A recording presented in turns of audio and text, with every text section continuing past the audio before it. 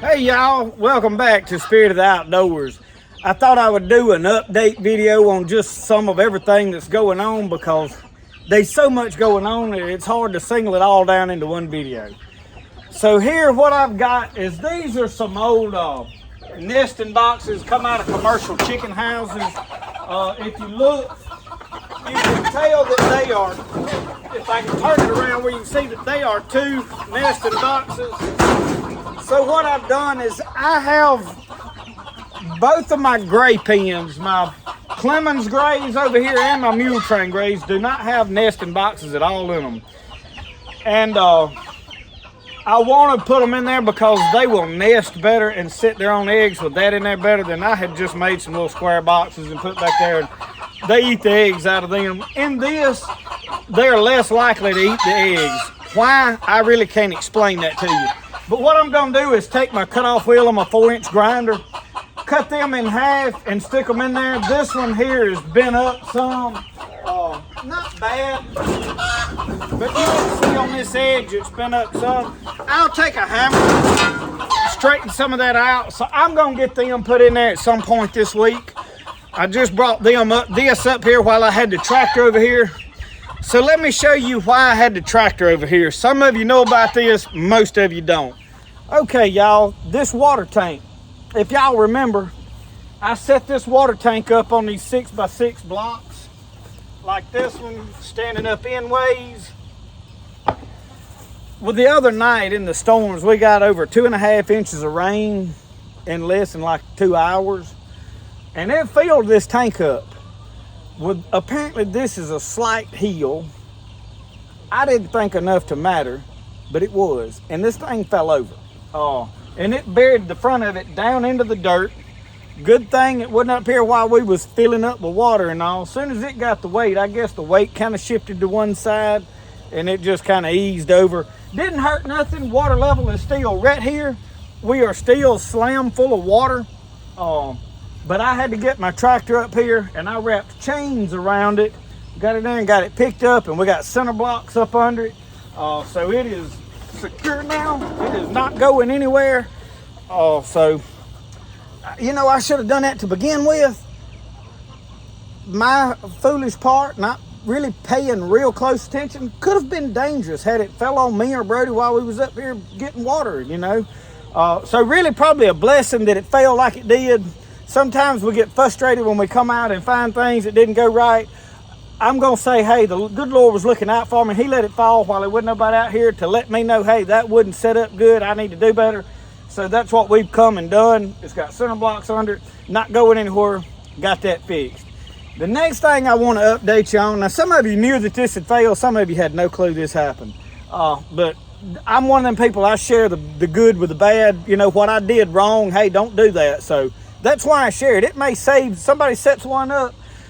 Once that thing is full of water, the weight, if it's a little bit off, it may go one side or the other. So that's a learning curve that some of you need to know, you know, learn from my mistake.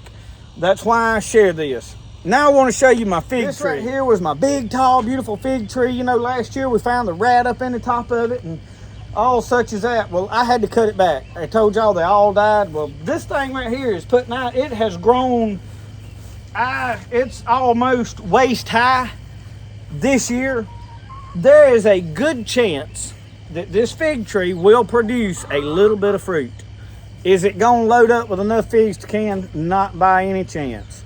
But it is possible with the root system that this has got. There's roots running everywhere under the ground right here. Large root system. That's why this is putting out so fast.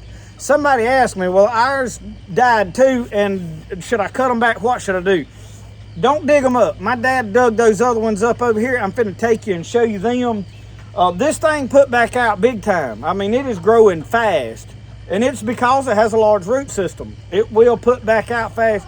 Just cut the thing back to where you see green and cut the dead part out and see, I've got right here, I left this stump this high because these shoots are coming right out of the bottom of it. The day that I cut this off, there was just little bitty green nodes sticking out right there, and it has grew a foot up there since then.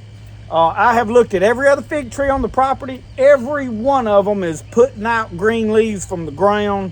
So The top died, the roots did not die. The tree is not a lost cause. Cut it back, let them put out. But I'm gonna go show you these that I transplanted. Now you see these right here that I have transplanted. Well, I was gonna use that for a pointer stick. But you see in here all this green coming up. Y'all, that thing is gonna make it and do well. So I don't regret going and digging these things up where my dad dumped them out. What I did is I took the tractor and the forks and just went up under them where he set them down there, because when he dug them up, he literally run the forks in the ground and pulled them up out of the ground and left with them and went and dumped them out in a brush heap down there. I went and slid the forks back under them, brought them up here and set them down. Well, I actually left them sitting on the tractor while I dug a hole about this deep and set them down in it. That's why they are raised up some. Fine with me. And they're putting out plenty of fig trees right here. Probably more than I need. This will probably be a giant tree, big bush when it's said and done, which is okay with me. I love figs.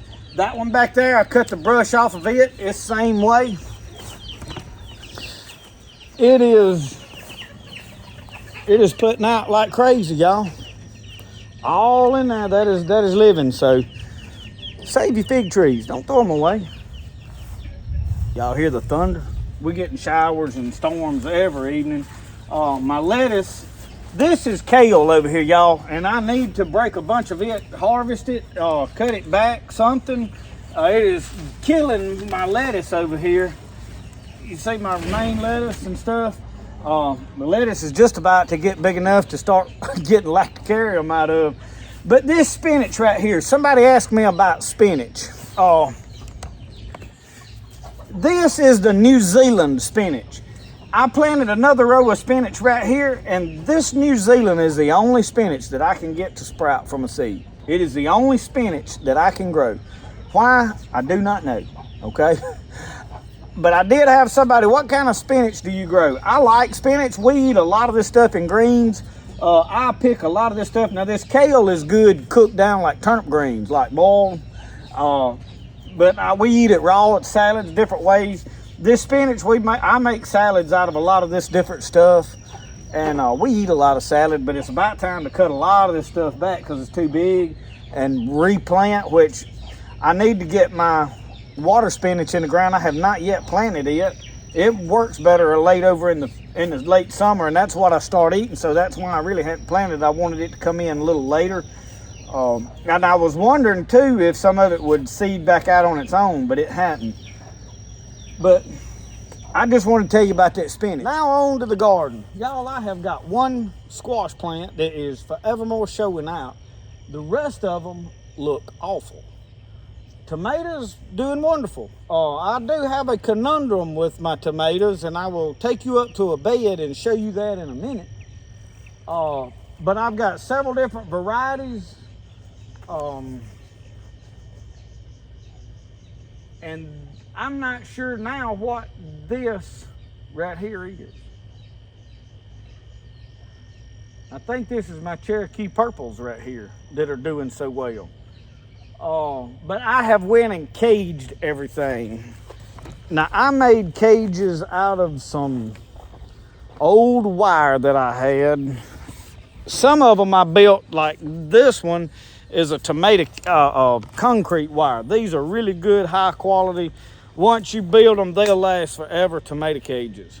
But a roll of wire is $100 something, and I built about 16 of these several years ago after I got through with my house project with the concrete wire I had left from my house bill when I put the slab in. So after that, now that was a scrap piece of something that I burnt right here. And y'all know me, I am the king of repurpose and reuse. So this is some old goat wire. The holes bought us a net wire. I cut it into, I think there's 8 blocks. And then I just folded it around and stuck them over this. So I have caged everything this year. Now what I am going to do is the same thing I did up in my other bed. I'm going to come in over here in this row, and I'm going to put about every third cage, I'm going to drive a metal fence post in the ground, probably attached to the side of one of these cages tie it off and then run a string down through there and loop every one of them where they can't turn over, because they've got, as right now, it's not a problem with the wind blowing, they won't turn over. Once that tomato gets on up toward the top of this, they'll absolutely break over. So you've got to secure these cages, you know, with something. You can't just stick a cage out here and be like, that's it. Unless you have the ones with the long legs and you can really put them down the ground. These are merely sitting on top of the ground. And the reason I do that, instead of putting the legs on there, I reuse them, they'll rot in the ground, they'll rust up. So, y'all, I don't know what is going on with my squash. You see right here, I've got one that is, I mean, it just looks like it's dying. And I don't know why or what. Some of them look like they're doing okay, but they're not really growing. And I have run sprinklers today because these showers are not dependable. I waited 2 days on it to rain, and like the lost part of this, because it kept clouding up, and I'm like, oh, it's gonna rain, and it'd go around us. And then the day that I watered, we had like a monsoon come and wash the garden out. Well, I waited about 3 more days. Well, I ain't gonna, you know, it never did rain till it come another monsoon. But I got in here yesterday morning, tilled everything, got all the washouts cleaned up, got everything looking good. So we on our way to growing. You see my cucumbers over here taking off. I got a couple of pepper plants right here taking off. Beans are coming up. Now I went back in here and replanted some skips. This is my rattlesnake pole beans. And that is another variety of stringless, is it Blue Wonder? Something like that, that I come in, I went and bought seed and planted, and y'all look at my corn. Last year, y'all remember me trying to do the corn in a no-tills type of situation? It didn't look like this last year. It was god awful. We got corn this year, folks. So everything coming up. Now I put 2 rows of butter beans in right here that ain't, I don't know what. There's like a seed here, there, and yonder. And I know for a fact that there's a lot of seed because I push planted them. So I don't know. Apple tree, remember it looked dead late coming out. We've got leaves everywhere. I have got little apples all over this thing. I have got more apples this year than I had last year. The only thing I didn't do this year that I did last year is I pruned it last year. I ain't pruned nothing this year, so, did that set it back? I think it was more the cold than anything. But one more thing, I'm taking you over here to show you. And I have got to go get a watering can. I sowed in some watermelons here, and they look really bad because I hadn't watered them yet today. I watered them yesterday when I put them in, and the soil is still damp. You see those watermelons there? And then look at that one. That one looks pitiful. Now, it may be all right. I'm finna go get some water, though, and water these. You see how that looks? Very bad. Right here. These, me and Brody sowed seed right here. And you can see it, and there's one coming up. So if you look down through there, there's one in the center of the screen, another one. You can see them coming up all down through there. And then up here right on top of the hill, now that right there I don't like to see. That is a deer track. But there's one there and there. But then I started 2 more rows yesterday, and these are the ones that I sowed in the freezer. I transplanted them. So I have got several different kinds. I just made a hill. So I wanted to tell you how I planted them. So what I done is I come down here with a bucket of Epsom salt and a bucket of 13 fertilizer. And I went down through there and I dug holes with my hand. Just scooped me out a hole about that deep. I had tilled this, dirt was really loose. I put a Viney can, not quite full, about 3/4 of the way full of 13 fertilizer, and then a big tablespoon full of Epsom salt in those holes and covered them up. Because the Epsom salt helps prevent the blossom end rot later on. There's some other things that it needs. A watermelon is a heavy feeder, a lot like a tomato. And I have struggled with the ground where I have planted watermelons every year.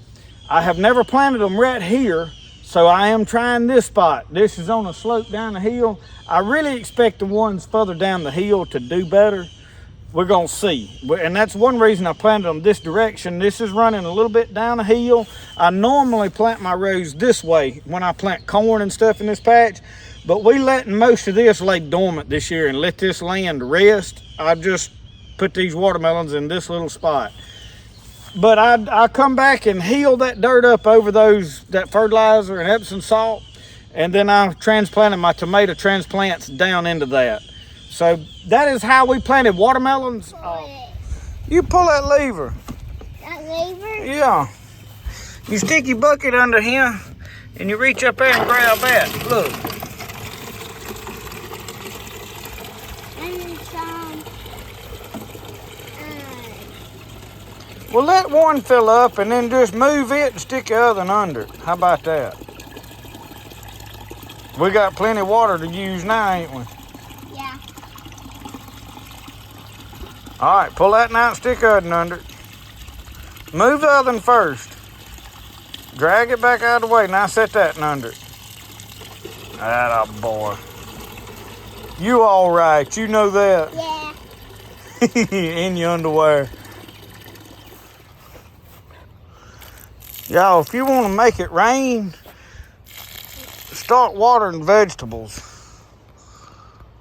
Y'all see that?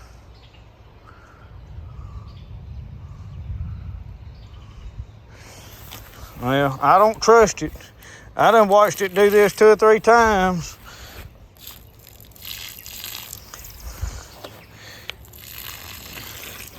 You be lose your crop waiting on that rain to be a guaranteed thing.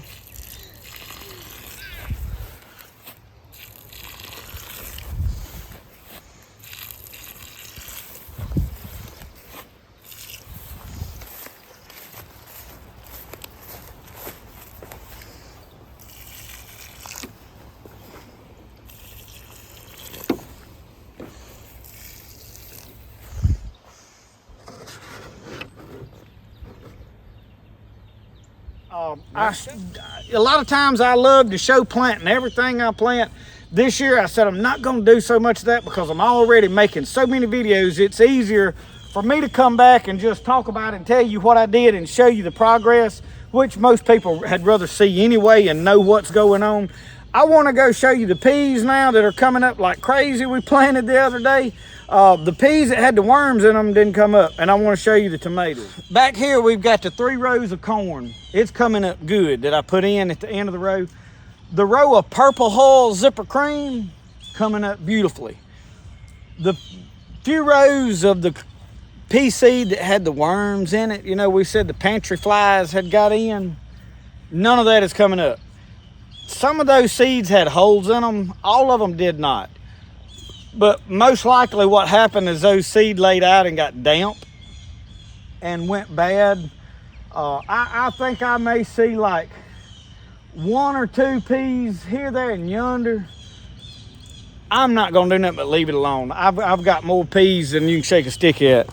I'm fixing to show y'all what planting with the moon phases do. You look down these rows. I'll turn you around in a little bit. These are the 3 rows of Zipper Cream. Look good. Or 4 rows of Zipper Cream, I think. Look at this. Look at this. I told y'all I planted them too thick. But y'all, every seed came up. I mean, look how thick them peas are. Now these over here, not quite as guaranteed thick. But you look, them skips, they still popping through the dirt right there. So they may not be through coming up.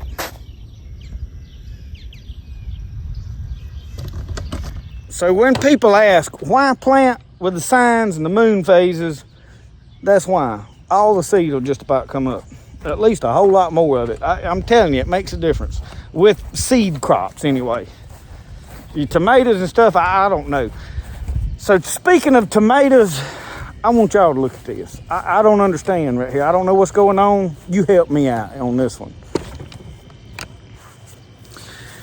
right here we've got Roma tomatoes and Better Boys.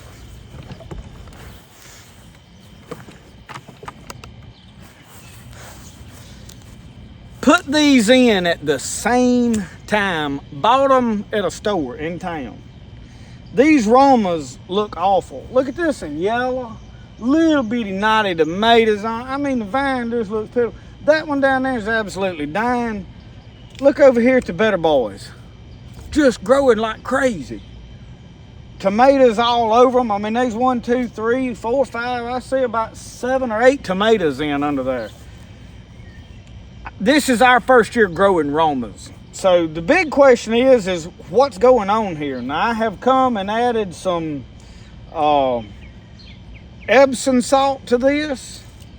And I did the same thing to both plants. I have added some Miracle Grow, and I don't think I have any commercial fertilizer in this bed. I have not put like triple 13. Usually my beds, I try to keep more organic than I do the garden down there, because I'm going to till it like crazy. A lot of these beds, if I don't have to till them, I'm not going to. Now I tilled that one because it got so full of grass that that was the only way to get that loosened up to get it out of there. Now this one obviously has got some nut grass coming up in it, but I don't know what's going on with these Roma tomatoes. So any of y'all that grow Roma tomatoes, have you had problems with them? Are they? Tell me something about them. I know a lot of people are asking me, well, about tomatoes. Well, I love Better Boys. My problem with Better Boys is on over as it gets hot, as it's fixing to, they don't seem to handle the heat as well and last.